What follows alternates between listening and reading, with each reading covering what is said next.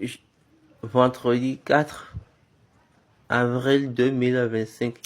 Série de questions-réponses. Moniteur frère Samuel Ademola Boladi. Ènìyàn fẹ́ òdodo, wọ́n gbìmọ̀ pọ̀ wọ́n kó ara wọn jọ láti wá ìmọ̀ lọ́dọ̀ Ọlọ́run àjèjì. Wọn kò mọ̀ pé wọ́n tán asán lẹ́yìn, torí náà lọ ṣe ṣègbè. Láyé Ọlọ́run mi, inú ayé ẹ̀ṣẹ̀ yìí. Má jẹ́ kí ṣubú mi mọ́lẹ̀, jọ̀wọ́ ṣàánú fún mi o. Àìgbàgbọ́ mi là tèmi lọ́lúwa. Èmi ti gbẹ́kẹ̀ mi lé, ìbẹ̀rù kò sí fún mi o. Ìbẹ̀rù kò sí, ìbẹ̀rù kò sí, ìbẹ̀rù kò sí fẹ́ni tó ní gbàgbọ́. Ìbẹ̀rù kò sí, ìbẹ̀rù kò sí, ìbẹ̀rù kò sí fẹ́ni tó ní gbàgbọ́. Ohun tó lù wá sàn kò níye, láti fi gbogbo pé bóyá yóò ṣe.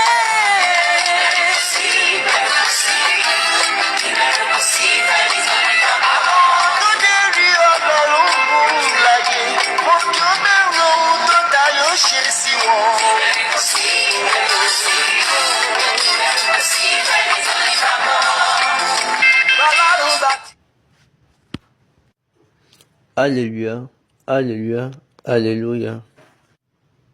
C'est encore un autre moment sur la plateforme True Order in Season pour la série de questions-réponses. Bonjour, bonsoir, bonne soirée. Partout où vous vous trouvez sur la surface terrestre. Oui, nous sommes spécialement venus aujourd'hui et nous présentons toutes nos excuses pour hier. Normalement, nous devons faire cette session hier, mais nous sommes en train de le faire aujourd'hui. Mais nous remercions Dieu pour l'opportunité et la grâce pour nous. L'opportunité et la grâce qu'il nous a donné de nous rencontrer aujourd'hui. Oui, c'est vraiment un moment très occupé, je vous le dis déjà. Et notre prière usuelle est que Dieu soit continuel avec nous. Maintenant, prions. Jésù Kristi olùmọ̀ọ́kẹ́ bàbá dúpẹ́ lọ́wọ́ rẹ Ọlọ́run òtítọ́. Lónìí adúpẹ́ ìyọ̀ǹda tó fún wa ká lè péjọpọ̀ láti tún jíròrò ní ti ẹ̀kọ́ rẹ inú ìbéèrè àti ìdáhùn. Gẹ́gẹ́ bí ìyọ̀ǹda gbà fún wa sí ọba òdodo.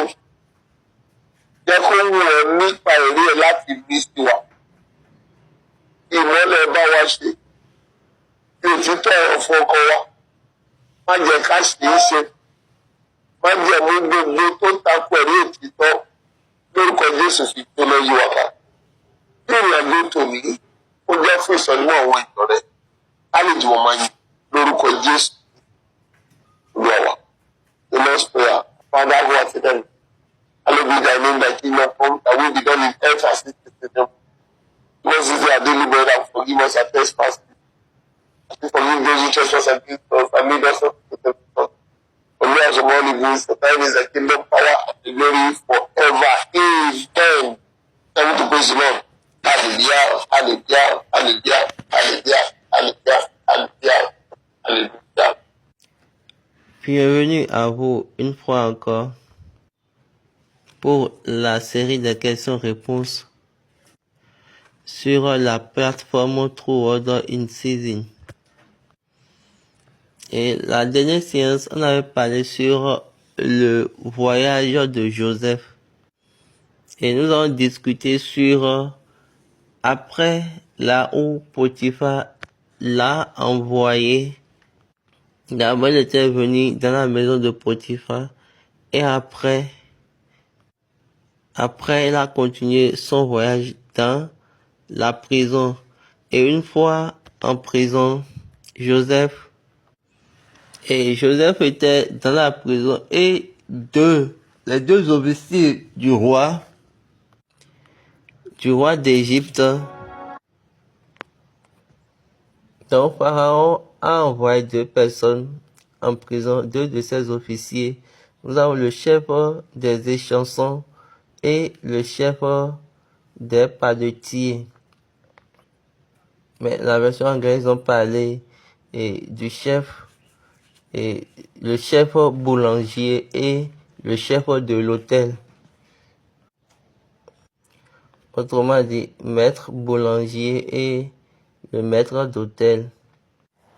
Les deux, ils ont eu de problèmes et puis ils ont été envoyés pour rester avec Joseph.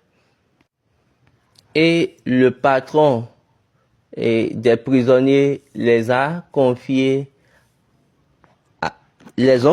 à Joseph. Et ces 2 personnes, ils ont fait des rêves ensemble. Et au cours de la circonstance, comme Joseph était leur responsable, il a appris la situation.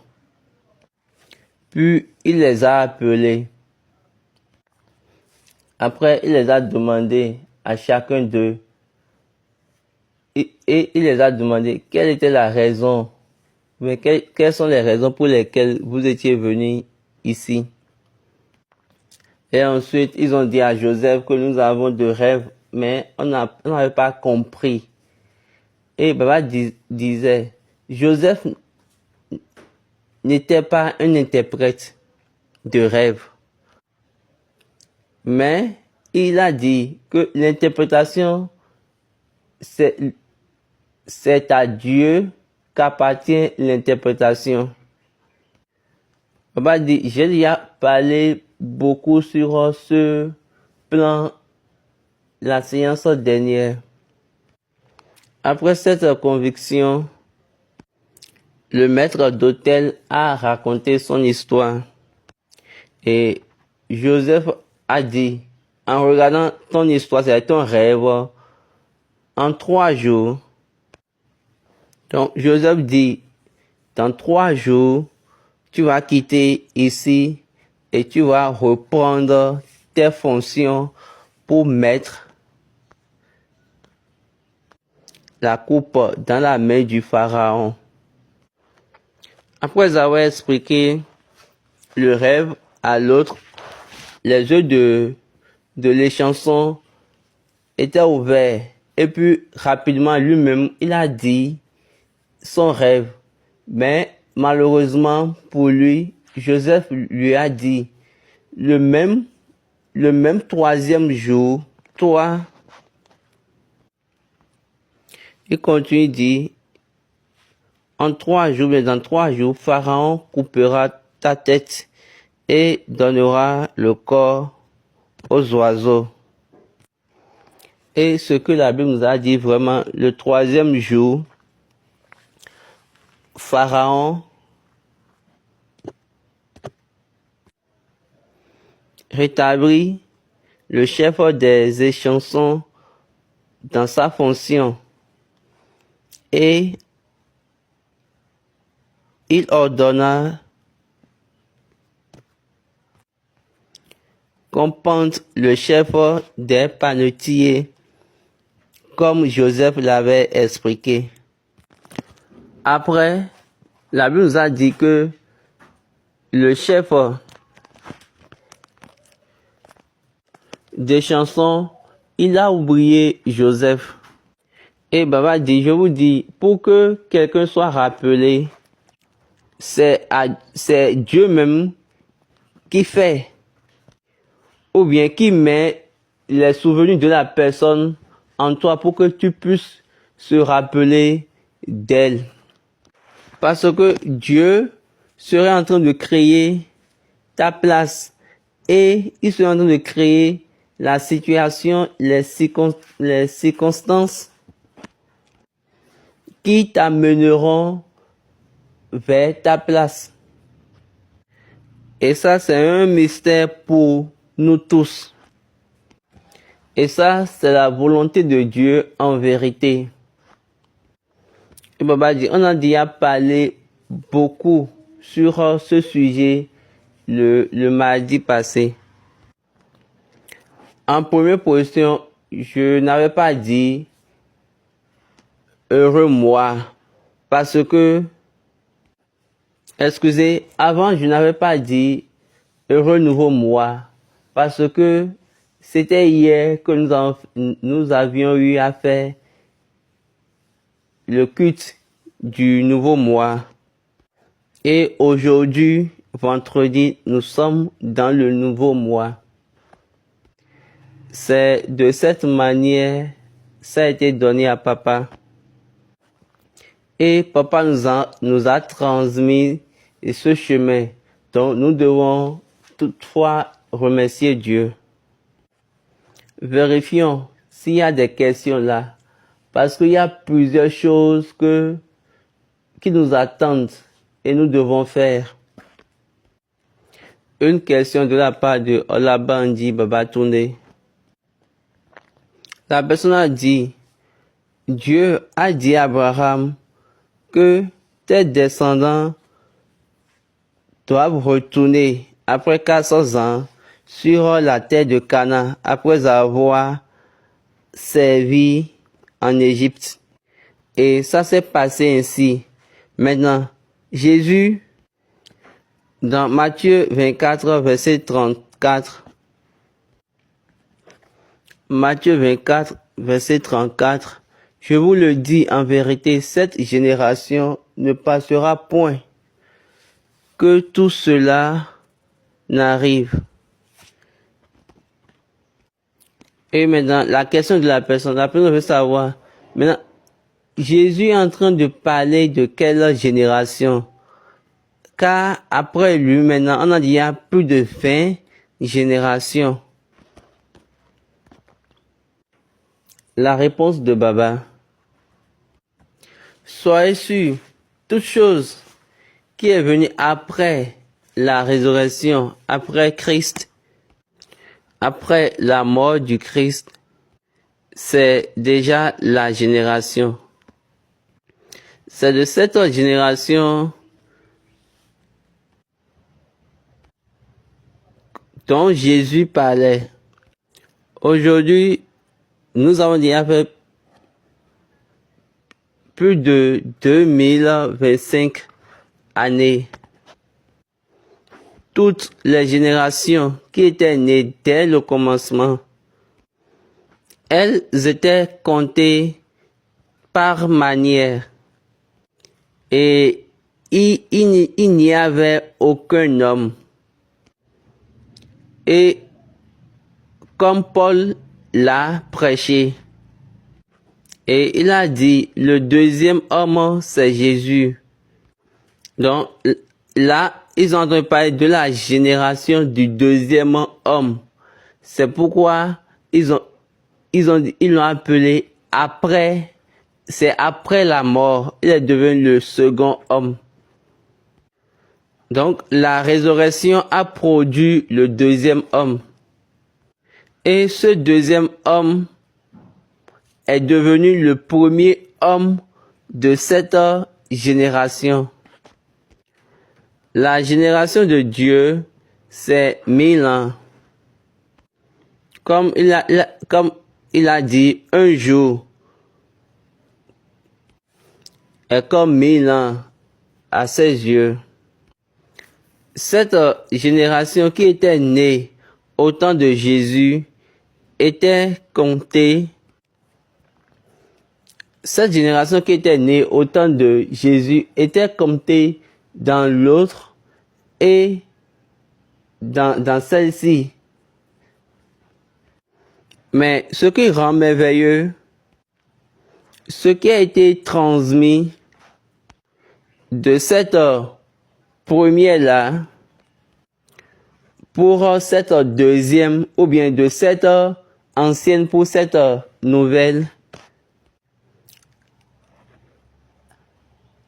est faite des personnes qui l'avaient reçu dans l'autre. quel que soit le milieu. Et Baba dit, il y avait la génération de ceux qui étaient là, la génération de ceux qui écoutaient Jésus, laquelle qui a été donnée. Et également là, il y a encore la génération de ceux qui vont le recevoir. Donc, toutes ces générations étaient dans la même génération. Puis l'information a été décodée et a été classifiée et distribuée, partagée, répandue. Et c'est parti jusqu'au dernier utilisateur. Ça, c'est la totalité de la génération. Et Baba dit, lisez encore une fois la question. Quand au commencement, il avait dit à Abraham que tes descendants seront serviteurs dans un pays appelé Égypte, et ils vont encore retourner à cette même place. Et Baba dit, regardez le voyage d'Abraham à Isaac, d'Isaac à Jacob. Et regardez le nombre de personnes qui étaient mortes avant que la génération fût retournée à Cana. Donc quand vous regardez bien, vous allez savoir combien, vous pouvez imaginer combien de personnes étaient mortes. Donc, dans l'intention de Dieu, la génération c'est le commencement de l'accomplissement. Il va dire, bien avant Abraham, au temps de Noé, au temps de Daniel du moins, là il y avait l'histoire, mais c'est de là l'histoire de cette génération est sortie à travers Nebuchadnezzar. Dans son rêve, Daniel, dans sa vision, il a prédit ce moment. Donc, là, une génération a commencé là. Le moment où on parlait de ce rêve-là, une génération a commencé là jusqu'à ce que c'est venu au niveau de Christ. Et après Christ, d'autres générations ont commencé.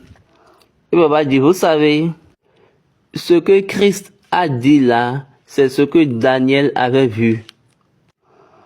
Ce que Christ a dit dans Matthieu 24, chapitre 24, verset 34, c'est ce que Daniel avait vu. C'est pourquoi on a dit, quand vous voyez l'abomination de ce que Christ a dit dans ce chapitre 24, c'était ce que Daniel avait vu. C'est pour ces raisons-là dit, quand vous allez voir l'abomination de la désolation, comme Daniel l'a vu, sachez que la fin est là. Donc nous sommes dans la fin des temps. Nous sommes dans la génération du dernier moment. On a dit, cette génération ne passera point. Le monde entier, Jésus a parlé par rapport à cela. Jésus, en ce moment-là, parlait aux Juifs et non au monde. Et ce qu'il avait dit à eux passait en leur temps dans cette génération. Donc, ils étaient allés vers les holocaustes, vers les choses. Et cette génération des Juifs D'autres personnes étaient dans les choses. Donc, quand l'abomination qui va marquer la désolation du moins viendra, d'accord, dans le monde. Pour le moment, ça va venir d'abord dans le monde entier. L'abomination qui apporte la désolation. Donc, il a dit, quand on va voir cela, il faut savoir que la fin est proche. Donc, Baba dit, nous sommes dans la génération de la fin des temps. Jésus était en train de parler aux Juifs là. Et si nous allons plus aller en profondeur, il est en train de parler spécialement à ses disciples. Et quand vous lisez bien Matthieu 24, je vous le dis en vérité, cette génération ne passera point que tout cela n'arrive. Et Baba dit, lisons le verset 14, Matthieu 24. Cette bonne nouvelle du royaume sera prêchée dans le monde entier pour servir de témoignage à toutes les nations. Alors viendra la fin. Et Baba dit, est-ce que vous voyez? Il y a plusieurs choses qui ont été dites là et qui sont placées, mis selon le temps. Donc, Baba dit, au moment où on parlait là, l'évangile n'était pas encore dans le monde entier.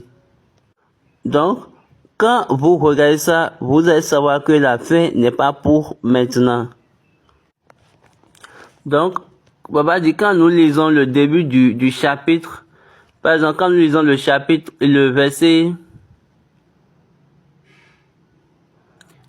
6, vous entendrez parler de guerre et de bruit de guerre. Gardez-vous d'être troublés, car il faut que ces choses arrivent.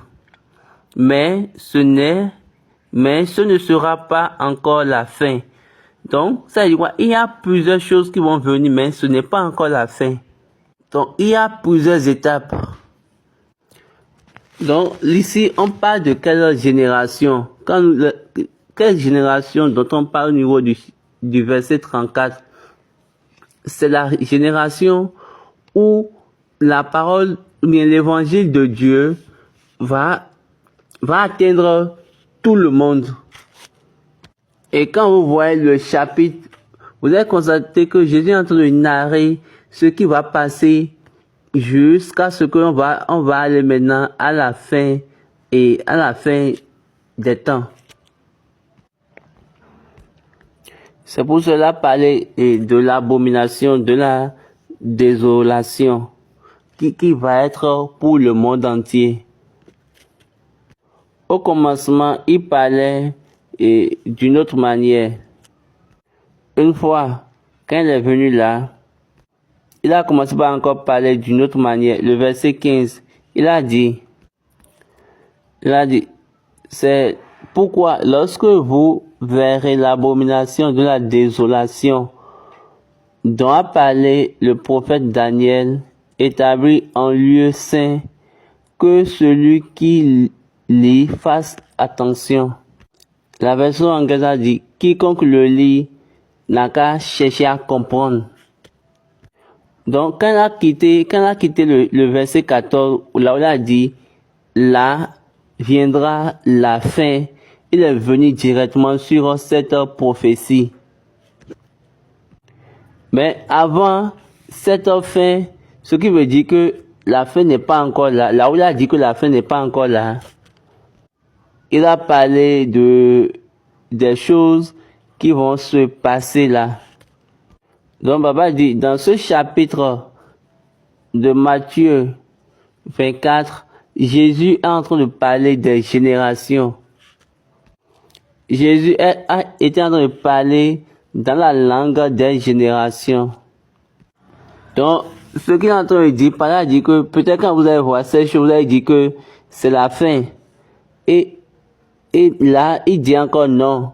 C'est pas quand vous allez voir ces choses que vous allez dire que c'est la fin. C'est quand vous allez voir l'abomination de la désolation dont parlait Daniel. C'est en ce moment que vous pouvez dire que c'est la fin.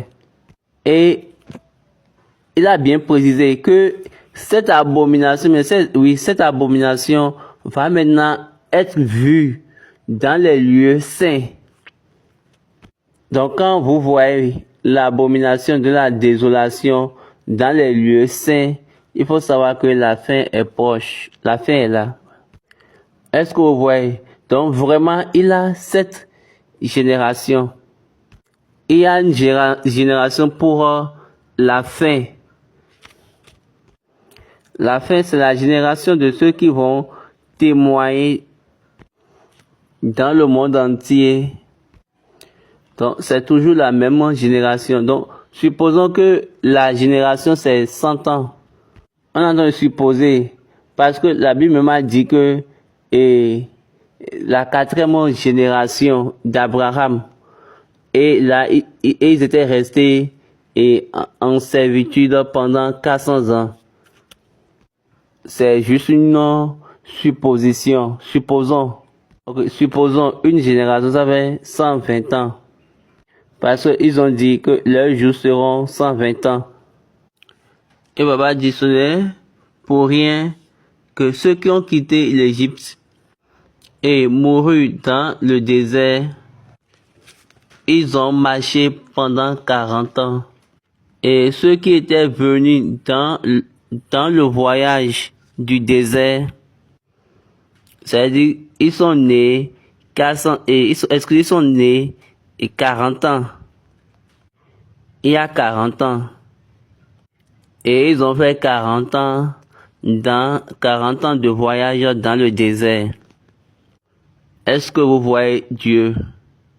Baba dit, moi je ne sais pas comment Dieu détermine ou bien définit sa génération, mais je suppose, en me basant sur la Bible, si la génération 120 ans,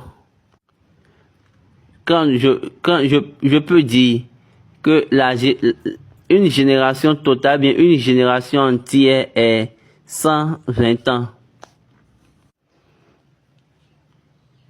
Donc, ils ont dit la 4e génération. Donc, on suppose que une génération, ça fait 120 ans. Donc, la 4e génération, Josué et Caleb faisaient partie de cette 4e génération. Et ils ont maintenant entré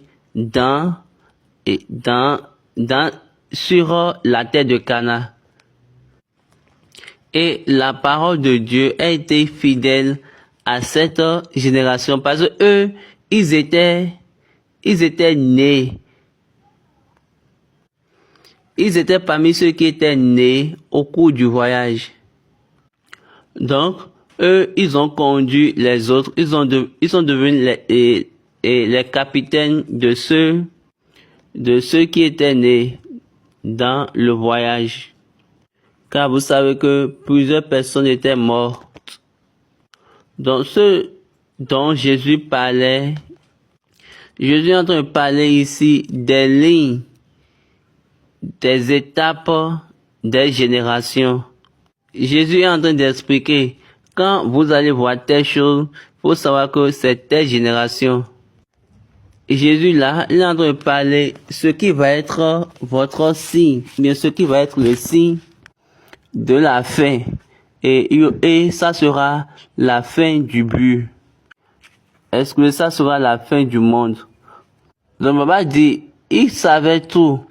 N'oubliez pas, c'est lui qui a donné à Daniel, qui a donné à Nebuchadnezzar leur vision. Donc il a analysé toutes ces choses selon ce qu'ils avaient dit. Est-ce que vous comprenez? Que Dieu soit avec nous. Amen. Une autre question qui a rapport avec Psaume 118, verset 25. Ô Éternel, accorde le salut. Ô Éternel, donne la prospérité. Donc, la personne veut savoir pourquoi là, ils ont dit Dieu donne la postérité. Qu'est-ce que cela signifie? Ou bien, ça veut dire qu'il ne sait pas comment, ce qui, quand et pourquoi ou par quelle manière il le fera. Quand on fait référence à Psaume 118, verset 25, la réponse de Baba. Et Baba dit ça, c'est un temps prophétique. Et c'est le temps du dimanche des rameaux. C'est le temps de Hosanna. Sauve maintenant est transmis en Hosanna. Quand on dit sauve maintenant, qu'est-ce que cela signifie? Nous sommes dans l'oppression. Béni soit le roi qui vient. Au nom de l'Éternel, le roi d'Israël, celui qui vient au nom du roi du royaume. Il est ici. Sauve maintenant. Allons un peu dans les versets. Lisons le verset 24. C'est ici la journée que l'Éternel a faite. Qu'elle soit pour nous un sujet d'allégresse et de joie. Donc, maintenant, la version anglaise, c'est le jour que l'Éternel a créé. Réjouissons-nous et soyons heureux dedans. Ça, c'est la version anglaise. Quand vous voyez là, il n'a pas dit et ceci c'est le jour. Il n'a pas dit cela. Comme nous le savons, il y a 7 jours. Donc il a dit ceci c'est le jour. Juste un seul jour que l'Éternel a créé ce jour. Qu'est-ce que cela signifie?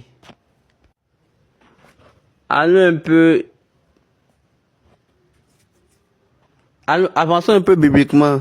Ce jour-là, ce n'est pas un jour et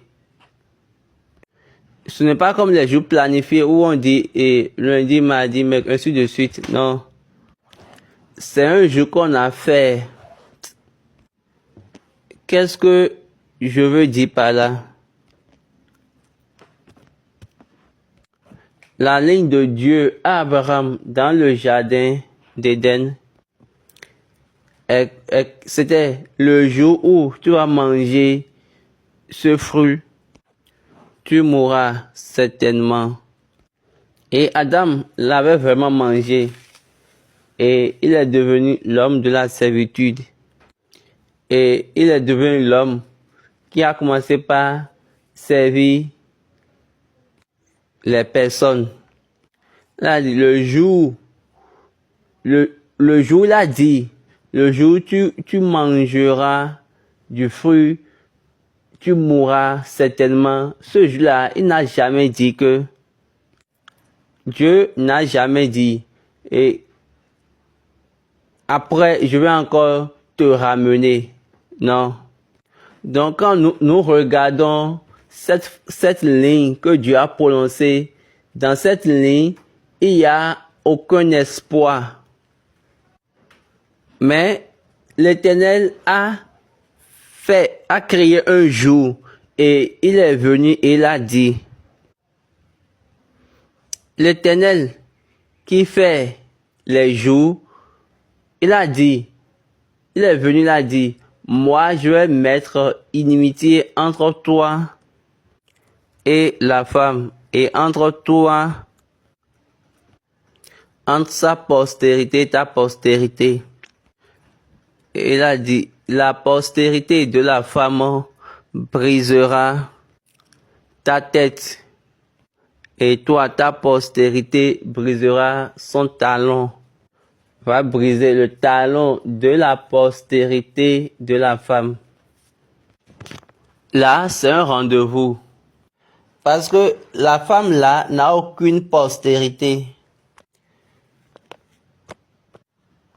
Donc, depuis ce temps-là, jusqu'à aujourd'hui, jusqu'à nos jours, la postérité appartient toujours à l'homme. Regardez ce que Dieu est en train de dire là, pour pouvoir fixer un rendez-vous. Pour lui, pour pouvoir restaurer l'homme. Donc maintenant, dans ce voyage, Dieu doit relier l'homme. Jésus est venu pour sauver l'homme. J'espère que le mardi prochain, nous n'allons pas parler de le voyage de Joseph.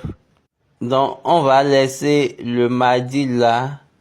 On va prendre ce mardi là pour parler du dimanche des rameaux, de la fête des rameaux. Donc nous allons nous allons faire l'exposé du voyage de Jésus. Quel est le besoin? Comment? Pourquoi?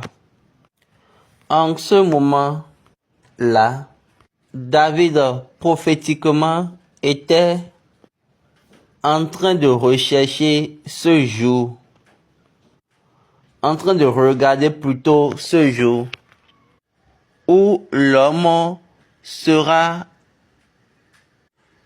relié dans le but, parce que l'homme est devenu serviteur. L'homme est sous l'oppression, comme l'âne. Vous savez que l'âne est porteur des charges. Donc, il se dit c'est une chanson d'Issachar que Jacob a dit. Allons lire rapidement. Issachar est... Donc, quand vous parlez de la prospérité, Baba dit nous devons enseigner bien ce domaine-là proprement. Mais allons dans Genèse chapitre 49, verset 14. Il nous a dit, Issachar est un âne robuste qui se couche dans les étables. Il voit que le lieu où il repose est agréable et que la contrée est magnifique, et il courbe son épaule sous le fardeau. Il s'assujettit à un tribut. On dit, il a vu, autrement, il a projeté du moins, pour dire que le repos est bon. N'oubliez pas, la seule chose dont la Bible en a parlé, liée aux enfants d'Issachar, dans Chronique, il a dit aux enfants d'Issachar, mais aux fils d'Issachar, que ce peuple-là a la connaissance du temps, la connaissance des temps.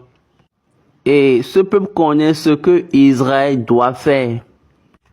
Là, c'est la prospérité. Il a vu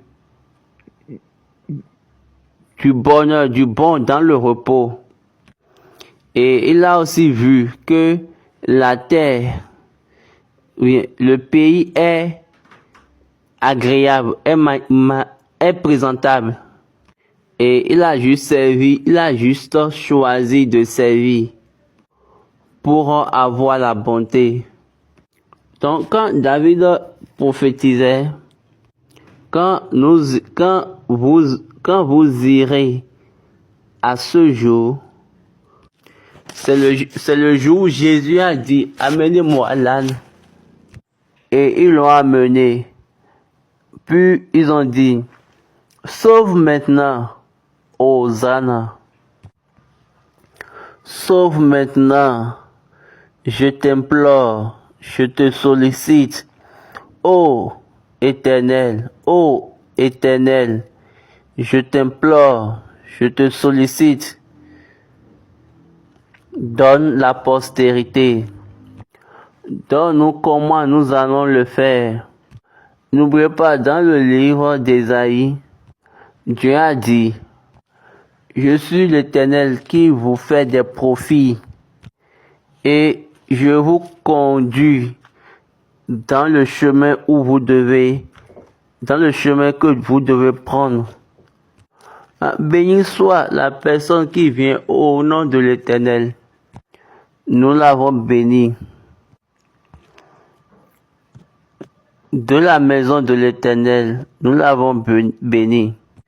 Je vous le dis, le mardi prochain, nous allons parler de ça proprement. Nous allons enseigner de la fête des rameaux jusqu'à la fête des Pâques. Et Baba dit, on peut le faire peut-être en deux. Le mardi prochain, on va parler des rameaux et l'autre, on va parler de la fête de Pâques. La troisième question. La personne dit que c'est uniquement Abraham qui a cherché et qui a poursuivi la terre d'enterrement. C'est là où il faut enterrer. On peut appeler cimetière sur la terre de la promesse. Pour montrer que le lieu d'enterrement a été de grande valeur pour lui. Et la personne veut savoir, est-ce qu'il y a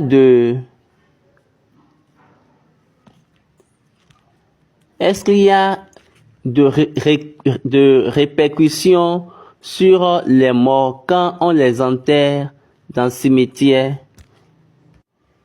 ou bien quand on les enterre dans un lieu simplement. En plus de cela, la personne veut également savoir que pense Baba sur la crémation, c'est-à-dire la destruction du corps ou la destruction du cadavre par le feu. Ceux qui brûlent les morts au lieu de les enterrer. La réponse de Baba dit, en Égypte, toutes ces choses-là ont commencé en Égypte. Les chefs personnels, on les met dans une grotte et les autres personnes, ils les brûlent parce qu'ils disent qu'ils ont des choses à faire sur leur terre. Donc toutes ces choses-là, c'est pour pouvoir nous donner des explications. Quand ils brûlent les gens, Dieu ne disait rien. C'est juste un choix de tradition ou bien de civilisation, pas de design scientifique, de faire cela à la fin. L'enterrement n'est pas important pour eux. C'est la personne morte qui est importante pour eux. Et laissez-moi vous dire, le jour de l'enterrement aussi est important pour eux parce que au moment de la crémation du moins, vous avez constaté que ils se ressemblent là. Je me rappelais quand ils voulaient faire la crémation pour Indira Gandhi, c'est le nom de la personne. Ils ont montré cela dans les journaux. Ça, c'est la fille du chef de l'Inde, Indira Gandhi. Donc, le jour où on faisait sa crémation, on avait montré. Ils l'ont donné au soleil, puis ils ont maintenant mis le feu. Et ils vont prendre une partie du cendre pour garder. Et pour eux, c'est une manière de dire, je l'ai encore dans ma main. Donc ceux qui font la crémation, c'est juste après ça, ils prennent les cendres pour les mettre dans des contenants, juste pour dire que j'ai leur souvenir. Pour moi et pour Dieu, je ne sais pas s'il y en a, parce que le corps est poussière. Nous qui enterrons, est-ce que nous avons déjà notifié? Quelqu'un est enterré aujourd'hui et il n'y a plus d'espace. Maintenant, qu'est-ce que nous allons faire? Papa dit, je me rappelais quand nous étions partis enterrer un enfant au cimetière, on a vu des cadavres. Genre, on a vu des squelettes. Donc, on a vu des squelettes. Est-ce que vous voyez? Donc, ce que Abraham disait là, Abraham veut être à la fin. C'est pourquoi il a payé une grotte. Abraham a amené ça pour sa maison. Jésus est enterré. Jésus était enterré dans un sépulcre. Lazare également dans un sépulcre. Papa dit, avant, lors de l'enterrement céleste, on ne mettait même pas le sable. On mettait juste l'eau et c'est fini. C'est selon ce que je connais. Mais aujourd'hui, après avoir mis l'eau, à cause de la circonstance, mais à cause des circonstances du pays, les personnes maintenant déplacent le corps et commencent par mettre du sable. Et Baba dit, au début de cette église, c'était pas comme cela. C'est vrai, ils le mettent déjà dans le trou. Donc après avoir après avoir mis de l'eau, mais après avoir aspergé l'eau, on ferme juste la tombe. Ça, c'est ce que moi je connais. Donc il n'y a aucun problème par rapport à cela. Une autre question de la part de Imol et ailleurs. La personne a dit, Abraham s'est marié avec sa sœur. Ça veut dire que Dieu n'a pas reconnu le péché jusqu'au temps des enfants d'Israël. Paul a dit, un péché n'est pas péché, excepté s'il a été dit. Vous savez bien que avant la loi, il y avait péché. Avant la loi, il y avait péché. La loi a été amenée pour établir que le péché est péché. Avant la loi, il y avait le péché. Oui, ça c'est correct. Donc, pour ne pas se répéter, Dieu a dit ce qu'il doit dire. J'espère que vous avez compris. Donc, ce n'est pas par rapport à que Dieu ne reconnaît pas le péché. Bien, Dieu ne reconnaît pas un péché comme un péché. Non, non, ce n'est pas cela. Abraham s'est marié avec sa sœur. Ça veut dire que Dieu n'a pas reconnu l'inceste. Baba dit que quelqu'un m'a raconté une histoire. Vous savez que Esau et Jacob sont des jumeaux. La personne dit que Esau a une sœur jumelle et Jacob a un frère jumeau. C'est une histoire, je ne sais pas, là la personne a trouvé l'histoire. Et elle continue, elle dit, quand Adam voulait marier, il a donné la sœur de Caïn à Abel et la sœur d'Abel à Caïn. Et quand Caïn a vu que que la sœur d'Abel n'était pas belle comme sa sœur, il a tué Abel. Et il a pris maintenant sa propre sœur et il s'est marié avec elle. Baba dit ça, c'est leur ligne. C'est leur propre ligne, ça. C'est pour dire que nous sommes du même sang. Nous sommes du même sang, un seul. Et d'une seule famille. Qu'est-ce que cela veut dire? Quand Dieu a détruit le monde entier et s'est réduit à Noé et sa famille, Noé, Shem, on a Noé, Sem, Cham et Japheth. Là, vous êtes sûr que le monde a repris là par l'inceste, par l'inceste. La fille de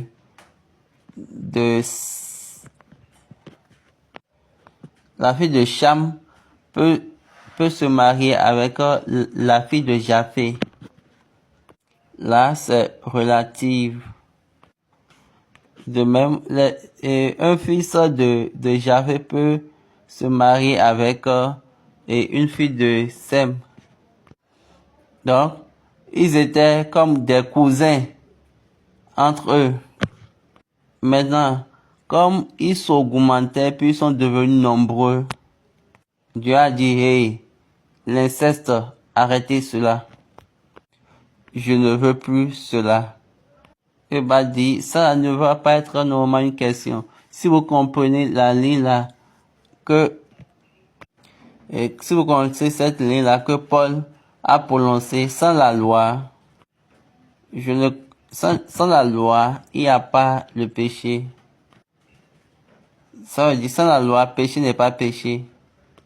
Quand il n'y a pas la loi, péché n'est pas péché. Mais au moment où la loi vient, mais avant que la loi ne vienne, le péché était. Mais ça devient péché quand la loi est venue. Ce n'était pas péché quand il n'y avait pas la loi. Est-ce que vous comprenez cela? Que Dieu soit avec nous. Quelqu'un a posé une question et Baba a dit qu'il n'a pas bien compris la question.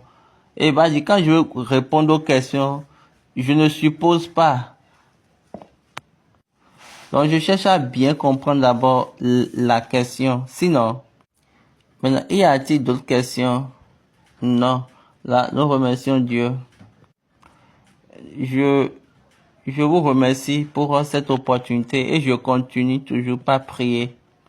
Et je désire que Dieu nous donne sa vérité à nous tous pour que nous n'empruntons pas les chemins qui vont nous faire chuter dans nos voyages, mais plutôt pour nous soulever, pour nous élever dans nos voyages.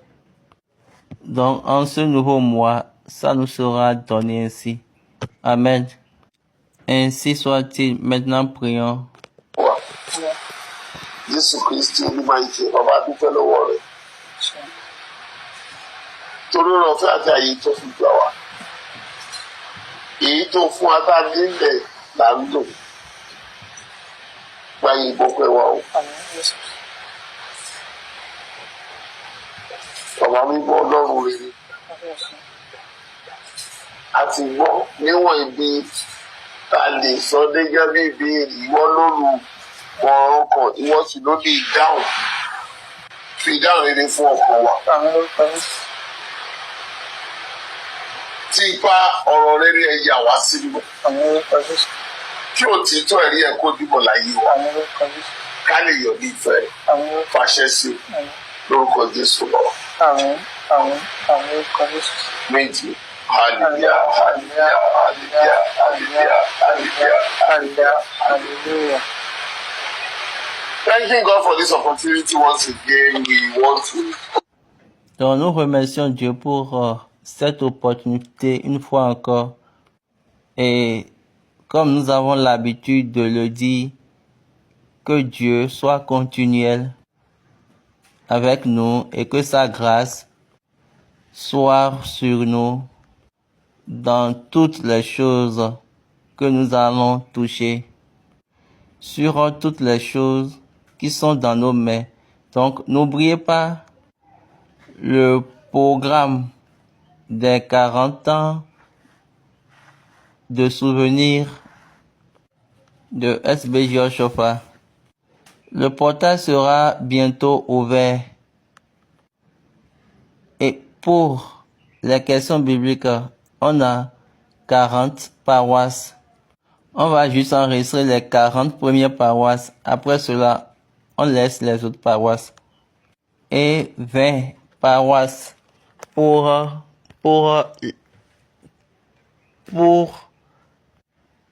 la musique juvénile. Quand ces deux portails seront ouverts, nous allons vous informer. Et essayons de nous inscrire pour compétir. Que Dieu soit avec nous. Merci et que Dieu bénisse.